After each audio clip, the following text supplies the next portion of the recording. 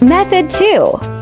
Ay naku, ito na nga talaga mga mare. Yung second method ng butter sponge cake. Same lang siya ng ingredients. Nadagdagan lang siya ng baking powder mga mars. Yung method na to, yung pagbubukod ng yellow at white ng yung egg. Yung white egg kasi gagawing mirin. Yung masela ng paggawa nito mga mare. Hindi siya pwede malagyan ng tubig or kahit ano kasi hindi siya bubula. Kailangan kasi maging fluffy siya. Ito kasi yung gagamitin para gumaan at mas lumambot yung cake. Ganyan siya pagtapos na. Tapos sobrang importante nung pagpapatas ng timbang. After ng distribution, ilalagay na sa oven. Parehas lang din ang heat niya. 180 yung top, 150 naman yung bottom. 20 to 25 minutes.